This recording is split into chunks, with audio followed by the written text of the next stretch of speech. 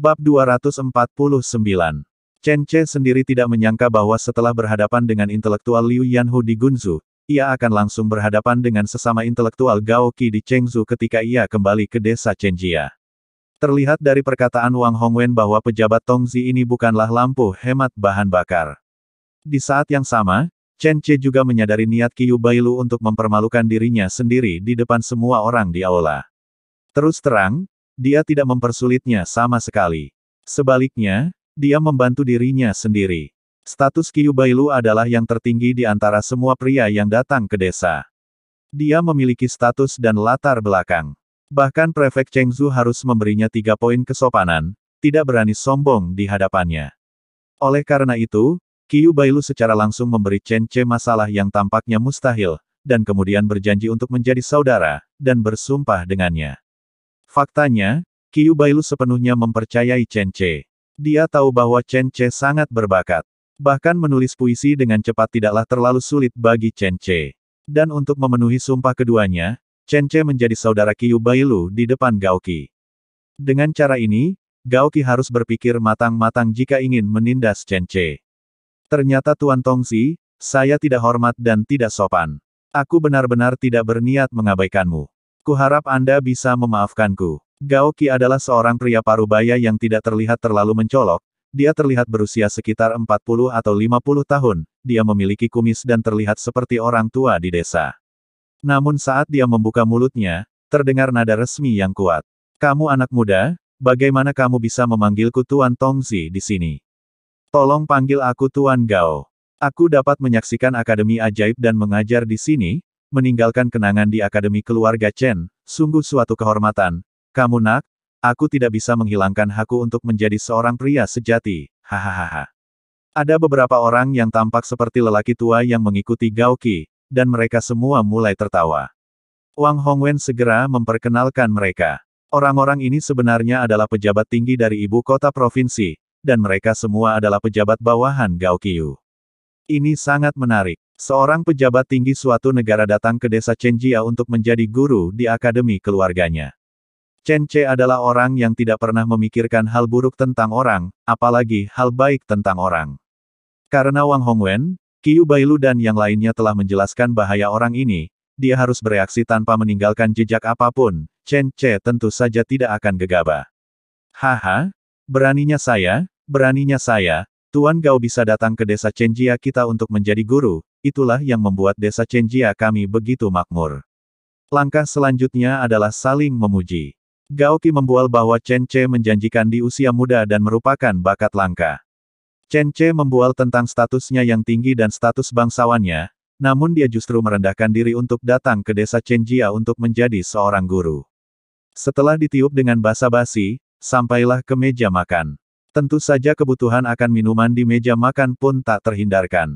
Orang seperti Gao Qi secara alami adalah elit di meja anggur. Jika dia minum dengan normal, tidak mungkin Chen Ce bisa minum lebih baik darinya. Gao Qi jelas berniat membuat Chen Ce mabuk di meja anggur dan kemudian menipunya agar berbicara apapun yang ditanyakan olehnya. Begitu meja disajikan, Chen Ce diundang untuk minum. Mereka harus minum alkohol sebagai denda, dan alasannya sudah siap. Perhitungannya sangat keras, tetapi Chen Ce bukanlah seorang vegetarian. Bagaimanapun, ini adalah desa Chenjia. Selain wine, desa Chenjia juga punya minuman keras. Minuman keras membutuhkan makanan yang cukup untuk diseduh. Beras berbutir tinggi merupakan makanan pokok di era ini, dan merupakan suatu kemewahan bagi masyarakat awam untuk menggunakannya sebagai makanan anggur. Tapi keluarga Chen Ce masih punya sejumlah uang, jadi menyeduh anggur berkualitas tinggi tidak menjadi masalah. Sebelum tahun baru, Chen Ce mengambil inisiatif untuk menyeduh beberapa teko anggur. Tujuan utamanya adalah agar para lelaki tua dapat meminumnya. Kandungan alkohol di dunia ini terlalu rendah, ini seperti anggur biasa, sudah relatif kuat dari anggur. Angker bir di zaman modern yang paling terkenal hanyalah minuman keras rendah alkohol. Namun wine sorghum yang diseduh oleh Chen Ce berbeda. Ini adalah wine sulingan. Kandungan alkohol terendah lebih dari 20%, dan kandungan alkohol tertinggi lebih dari 50% dan hampir 60%. Minuman itu benar-benar minuman keras, tetapi orang-orang tua sangat menyukainya, seperti Wang Hongwen, yang sekarang minum 1 atau 2 tael setiap hari, lalu pergi mengajar dalam keadaan linglung, dan seluruh hidupnya agak kacau saat dalam keadaan ekstasi. Gao Qi memang memiliki niat untuk memenangkan hati Chen Che, namun dia meremehkan latar belakang Chen Che. Ketika Chen Che melihat angka 60% tertulis di sudut toples anggur menggunakan aksara Arab di depan meja Gao Qi, Chen Che tahu bahwa lelaki tua ini akan mati. Ayo, ayo anak muda, izinkan saya minum 3 gelas untuk menggugah selera Anda. Coba saya lihat apa yang Anda tulis, untuk bisa bangga dengan hidup, Anda harus memiliki semua kegembiraan. Jangan biarkan botol emas kosong menghadap bulan. Saya terlahir dengan bakat yang berguna. Saya akan pulih setelah semua emas. Apakah orang gila dalam puisi ini sama liar dan tanpa hambatan seperti apa yang tertulis dalam puisi itu? Itu alasan yang bagus. Chen Che tidak bisa mendorongnya menjauh meskipun dia menginginkannya. Inilah akibat dari terlalu banyak berbohong. Sekali Anda berbohong, Anda perlu menggunakan lebih banyak kebohongan atau lebih banyak tindakan untuk membuktikan diri. Kalau tidak, akan sulit meyakinkan orang jika tidak sesuai dengan karakternya. Melihat gelas anggur yang diserahkan oleh Gao Qi, Chen Che tidak mengambilnya. Apakah Anda bercanda? Gelas wine yang diberikannya berukuran besar, dan satu cangkir mungkin berisi 4 ons hingga setengah kati wine. Anggur sorghum 60%, jika Anda masih bisa berdiri teguh setelah meminum satu cawan ini sekaligus, Anda dapat dianggap sebagai orang yang suci. Chen Che tahu kemampuan dirinya sendiri bahwa dia tidak memiliki kapasitas untuk minum. Jadi dia mengambil toples anggurnya lainnya. Toples wine adalah toples kecil, namun beratnya sekitar 3 kg. Itu sama dengan toples anggur Gao Qi, hanya saja angka Arab di atasnya adalah 10. Yang berarti kandungan alkoholnya hanya 10%. Angka ini terlihat sangat meriah, dan Chen Che sangat menyukainya. Tuan Gao, bagaimana satu gelas anggur bisa cukup? Untuk mengungkapkan rasa hormat saya terhadap Tuan Gao dan yang lainnya, saya akan meminum setoples anggur ini. Setelah mengatakan itu, Chen Che merobek segel daun teratai di toples, lalu meniru pahlawan di serial televisi, mengangkat tinggi toples anggur, dan menuangkan sirup anggur yang dingin dan transparan ke dalam mulutnya. Wow, Chen Che menelan seteguk besar, tetapi secara alami menumpahkan sebagian anggur yang tidak bisa dia telan. Tapi harus dikatakan bahwa penampilan heroik ini cukup mengejutkan semua orang yang hadir. Bahkan Gao Qi tidak menyangka anak ini begitu baik. Setoples anggur. Dia sudah merasakan kekuatan minuman keras berkekuatan tinggi ini, dan dia bahkan tidak berani meminumnya dalam jumlah banyak, kalau tidak dia pasti akan merasa mual. Tapi Chen Che mengabaikan keampuhan anggur itu dan meminumnya dalam jumlah besar. Benar-benar ada semangat menelan langit dengan kuda berbunga 5, bulu emas, dan aku akan menukarnya dengan anggur berkualitas, dan aku akan menjual kesedihan abadi bersamamu. Chen Che menaburkannya sedikit. Namun beberapa detail kecil membuat Gao Qi acuh tak acuh. Dia menyaksikan tanpa daya saat Chen Che menuangkan setoples anggur. Setelah menghabiskan anggur, pakaian di dadanya basah kuyup. Tapi dia menyeka noda anggur dari sudut mulutnya dengan acuh tak acuh dan tertawa keras. Anggur yang enak, Tuan Gao, silahkan. Gao Qi tertegun sejenak, lalu tersenyum pahit. Bukankah ini hanya akan menembak diri sendiri? Awalnya, segelas anggur ini disiapkan Gao Qi untuk Chen Che. Tapi sekarang, seseorang baru saja meminum setoples anggur. Dia tidak bisa memberikan segelas anggur ini lagi, jadi dia harus meminumnya sendiri. Dan semangat kepahlawanan Chen Che juga secara langsung mempengaruhi Gao Qi. Dia memegang gelas anggur, membungkuk pada Chen Che, lalu minum.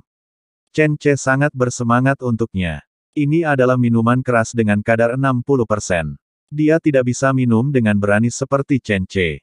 Dia meminum semuanya tanpa menumpahkan setetes pun. Setelah meminum hampir setengah kilogram minuman keras sekaligus, Gao Qi tiba-tiba merasa ada api yang menderu-deru di perutnya, yang membuat wajahnya memerah. Hahaha, Tuan Gao benar-benar teladan bagi generasi kita. Setelah Gao Qi menenangkan diri beberapa saat, dia berkata dengan susah payah, dibandingkan dengan Chen Che, aku jauh tertinggal. Hei, aku tua, aku sudah tua. Hahaha, Tuan Gao sangat rendah hati. Tidak, Anda tidak boleh membiarkan Tuan Gao meremehkan diri sendiri. Ayo lagi, kalau anggurnya sudah penuh, saya akan pesan satu lagi, Tuan Gao, silahkan. Chen Che mengisi anggur untuknya, lalu membuka sebotol anggur lagi. Sebelum Gao Qiyu dapat berbicara, dia sudah mengangkat kepalanya dan mulai minum. Wajah Gao Qi berubah drastis. Segelas anggur tadi seakan membunuh separuh hidupnya, mengapa ini datang lagi? Tetapi melihat Chen Ce telah menghabiskan setengah botol anggur dalam sekejap mata, dia hanya bisa mengangkat gelasnya dengan senyuman di wajahnya, dan kemudian minum seperti orang gila. Kali ini, dia minum lebih lambat. Gao Qiu baru saja mendapatkan pengalaman yang tidak membahagiakan. Chen Ce meminum 2 toples anggur, dan dia membocorkan lebih banyak daripada yang dia minum, dan anggur 10% yang dia minum, itu seperti soda dibandingkan dengan anggur 60%. Setelah Chen Ce selesai minum, dia masih terjaga. Tapi Gao Qi tidak bisa menahannya lagi. Begitu dia meletakkan gelas anggurnya, dia ingin mengatakan sesuatu yang istimewa. Saat dia membuka mulutnya berubah menjadi air mancur dengan letupan yang keras. Sangat disayangkan jika Anda menyemprotkan minuman keras seperti itu di usia tua. Mata Gao Qi memutih, dia pingsan dan jatuh ke meja. Rekan dan bawahannya buru-buru membawanya turun. Bab 250. Ada banyak orang di dunia yang merupakan peminum minuman keras. Beberapa orang dengan perawakan khusus dapat meminum 2 atau 3 kilogram minuman keras tanpa masalah. Tapi Gao Qi jelas bukan salah satu dari mereka. Setelah meminum sekitar 1 pon minuman keras dengan kadar alkohol 50-60%, dia menjadi tidak sadarkan diri. Sekedar informasi, satuan kilogram adalah satuan internasional untuk mengukur massa, sedangkan pon digunakan untuk mengukur berat. Rumus konversi antara pon dan kilogram adalah, 1 pon sama dengan 0,5 kilogram, atau 1 kilogram sama dengan 2 pon. Sebelum pingsan, diam-diam dia masih mengagumi kemampuan Chen Ce minum di usia yang begitu muda. Dia tidak tahu bahwa Chen Ce sedang bermain trik, meminum setengah-setengah minuman beralkohol 10%. Setelah minum, selain perut kembung dan kepala pusing, dia tidak mengalami gejala lain. Hahaha, kakak Gao tidak bisa minum lebih baik darimu.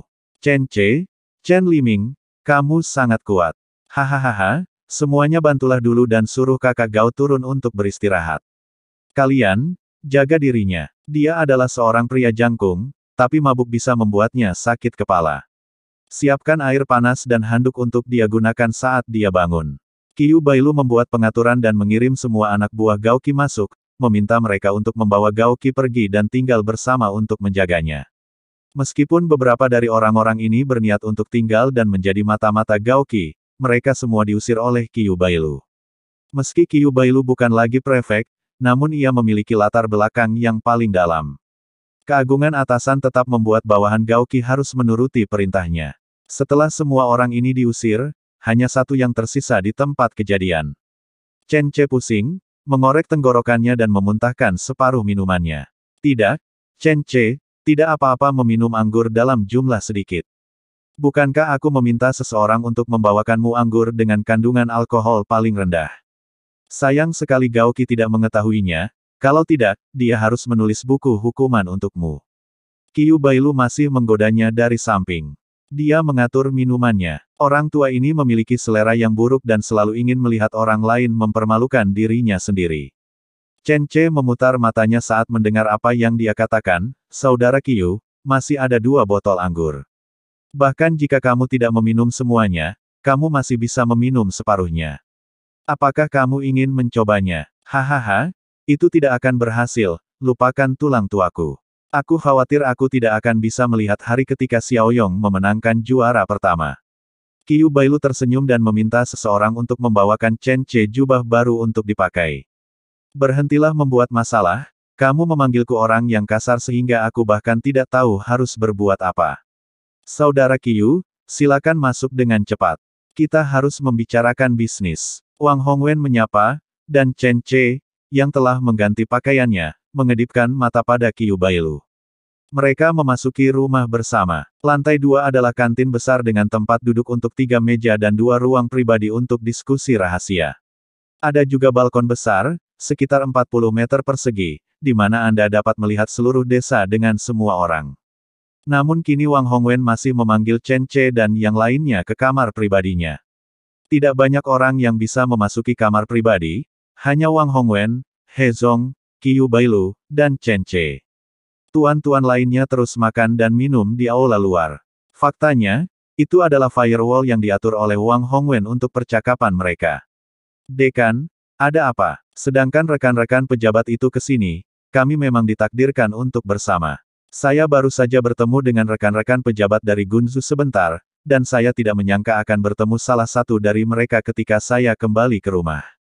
Saya benar-benar ditakdirkan untuk bertemu dan berkonflik dengan pejabat Tongxi. Kata-kata Chen Ce langsung membuat gosip Qiyu Bailu membara. Apa yang terjadi?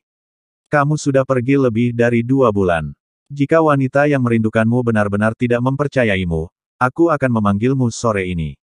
Mereka menangkapmu anak. Chen Ce tersenyum, mengambil sepotong daging sapi rebus dengan sumpit, dan memakannya.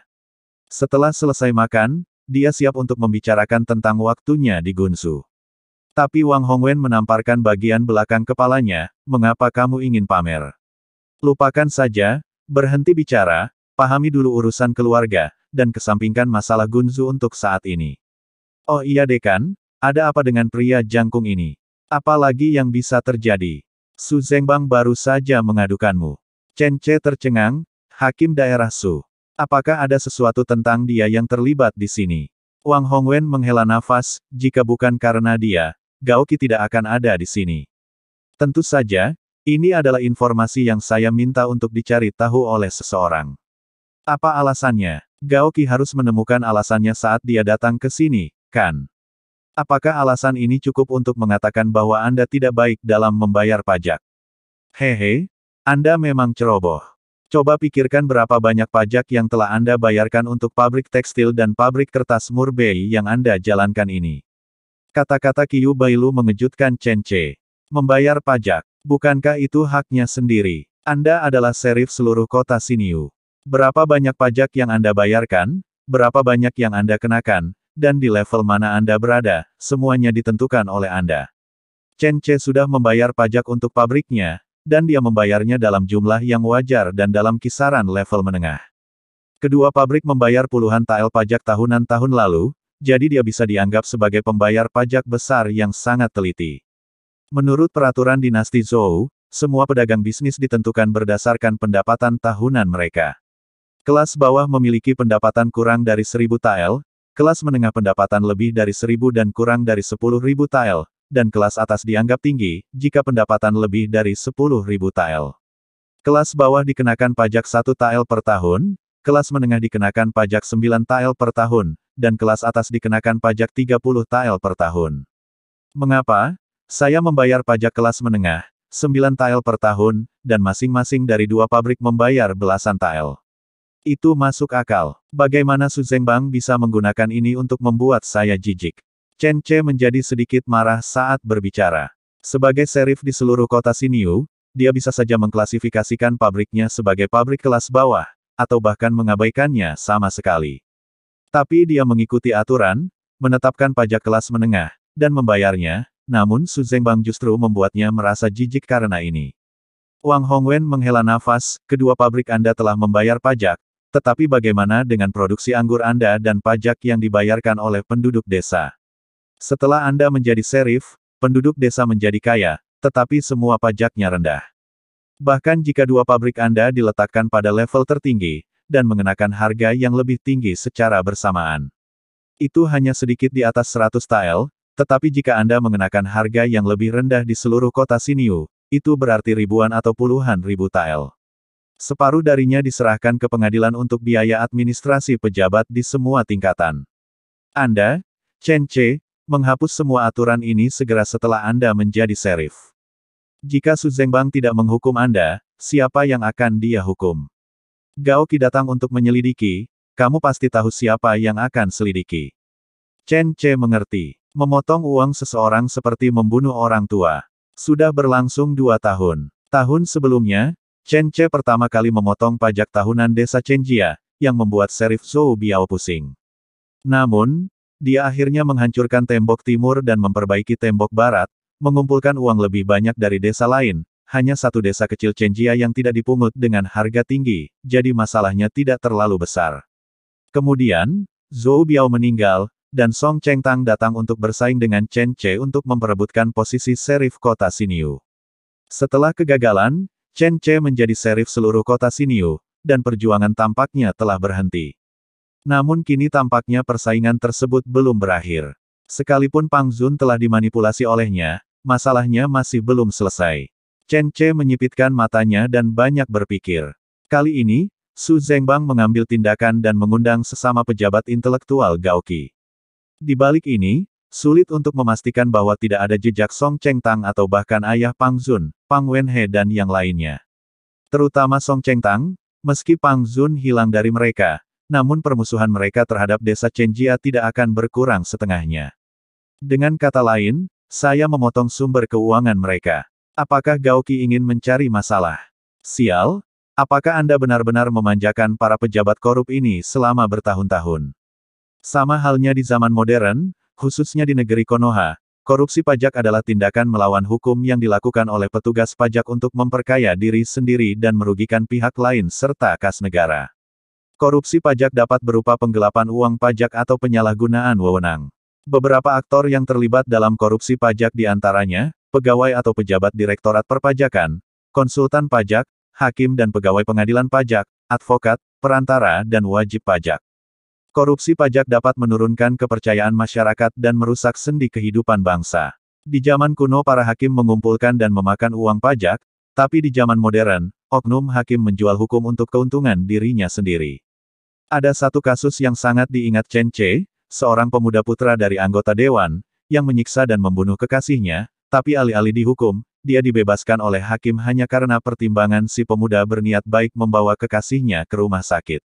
Sungguh miris. Masyarakat awam sudah mempunyai kehidupan yang cukup sulit, namun mereka masih memungut pajak tahunan yang begitu tinggi, yang sungguh tidak manusiawi. Tentu saja Gaoqi tidak akan berani melakukannya secara terbuka, tapi dia bisa menemukan alasan untuk menyelidikinya. Misalnya, Anda tidak membayar pajak atas anggur Anda, dan Anda tidak membayar pajak untuk menjalankan sekolah. Kita harus lebih hati-hati, percetakan jenis bergerak kita pasti diungkap. Dari waktu ke waktu, kita juga akan menghadapi masalah pembayaran pajak. Sebagai pejabat seluruh Chengsu, Gaoqi memang memiliki hak untuk mengatur hal-hal ini. Jika tidak memungut biaya dari kita, dia masih bisa membuat kita jijik. Kata-kata Wang Hongwen membuat Chen Ce merasa sedikit sakit. Itu benar. Baru saja selesai berurusan dengan Liu Yanhu di Gunzu, Chen Ce bahkan tidak tahu mengapa Liu Yanhu tiba-tiba berhenti bertarung. Tapi itu adalah hal yang baik, setidaknya memberi Li Tianbao waktu untuk berkembang. Namun di luar dugaan, dilema Li Tianbao untuk sementara teratasi, namun kampung halamannya berada dalam ancaman yang fatal. Chen Ce memandang Qiu Bailu, mantan prefek di sebelahnya, dan bertanya, Tuan Qiu, apa yang akan Anda lakukan jika itu Anda? Qiu Bailu tersenyum dan berkata, kamu tidak memanggilku, saudara Qiu sekarang. Hehehe, saudaraku, kita berteman selama 800 tahun. Puisi 7 langkahmu benar-benar mengejutkanku, meskipun aku tahu kamu pasti bisa melakukannya, kamu bisa begitu berbakat. Kamu bisa menulis puisi dalam 7 langkah, hanya saja. Ahem, Wang Hongwen terbatuk, Qiu Bailu tersenyum serak, dan menghentikan pujiannya yang tidak berarti pada Chen Ce. Dia tidak memberikan nasihat apapun, tetapi berbicara tentang dilema yang akan dihadapi Chen Ce dari sudut pandang lain. Jangan lupa ada Menara Bangau Putih. Sekarang Menara Bangau Putih itu sumber penghasilan utamamu, kan? Kalau Gaoqi tahu Menara Bangau Putih itu milikmu, saya pikir dia akan melakukan sesuatu pada Menara Bangau Putih. Itu juga sangat mudah ditebak. Chen Ce mengerutkan kening, Menara Bangau Putih. Bab 251. Sejak zaman kuno, ada legenda bahwa rakyat tidak berkelahi dengan pejabat. Meskipun Anda sekarang setengah pejabat, dibandingkan dengan orang-orang seperti Gaoqi, status resmi Anda tidak ada apa-apanya. Untuk berbagai alasan, jika dia menemukan cara untuk memeriksa Menara Bangau Putih Anda, memeriksanya setiap 3 hari, atau mencari seseorang untuk membuat masalah, sehingga Menara Bangau Putih tidak dapat terus beroperasi secara normal, itu juga akan menjadi kerugian besar. Wang Hongwen menghela nafas saat berbicara. Dia tahu lebih baik dari siapapun betapa bagusnya bisnis Menara Bangau Putih dan betapa menguntungkannya. Belum lagi menghasilkan uang setiap hari, tetapi menghasilkan 10 atau 20 ribu perak setahun bagi Chen Ce hampir seperti lelucon.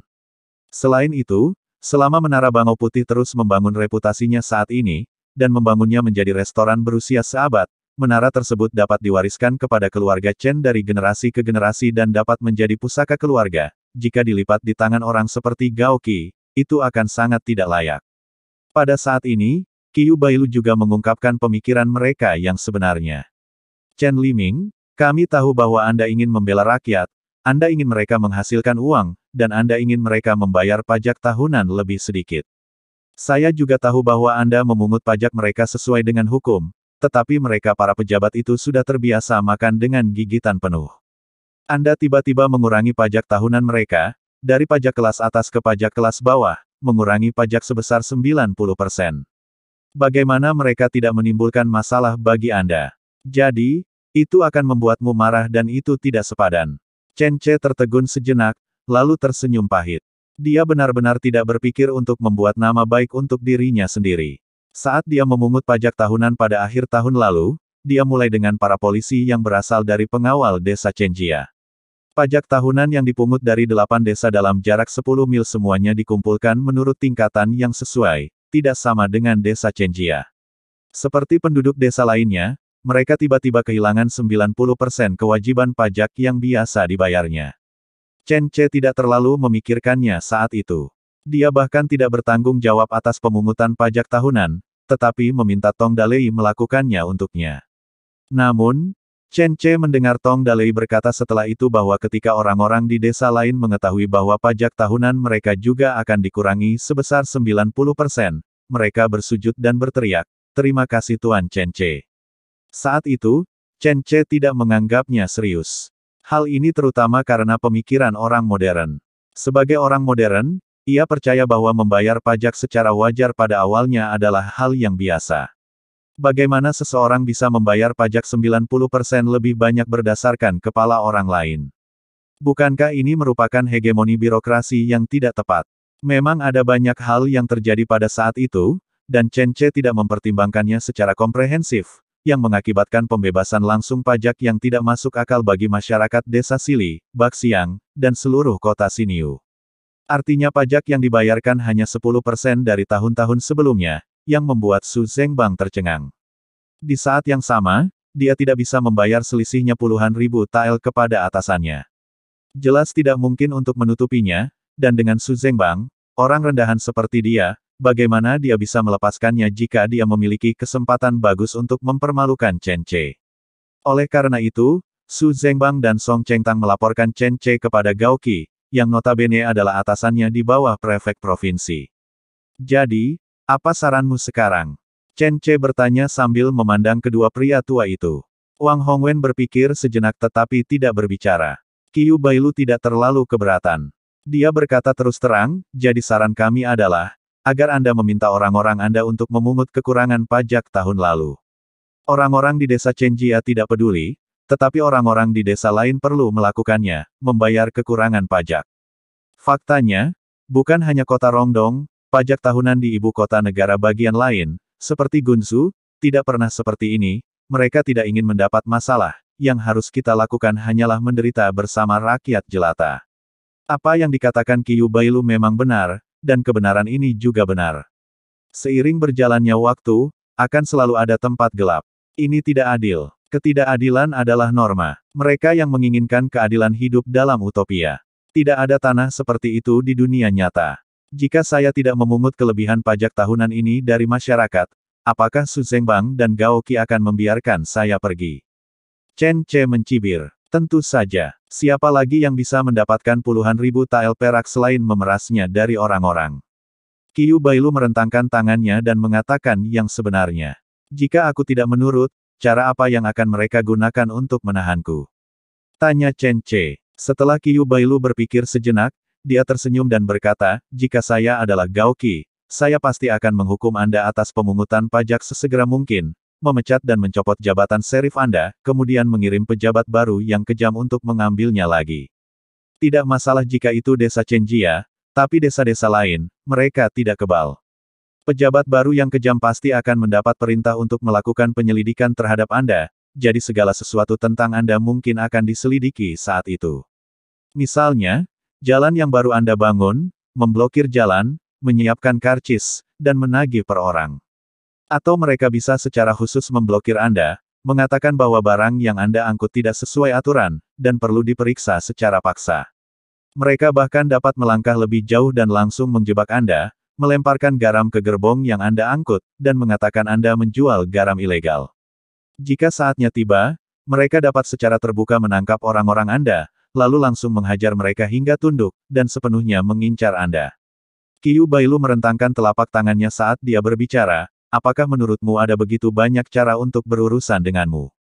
Ini baru permulaan. Lagi pula, kata resminya memiliki dua kata. Apa operasi sebenarnya? Belum selesai kepada mereka. Apakah kamu sudah mengambil keputusan akhir? Chen Ce terdiam. Wang Hongwen dan He Zong memandangnya dengan cemas. Mereka merasa bahwa dengan amarah Chen Ce, dia mungkin tidak bisa berbalik dan bertindak atas inisiatifnya sendiri. Jika Chen Ce bersikeras untuk tidak berubah, maka mereka akan membuat rencana terburuk. Bersambung ke bab selanjutnya.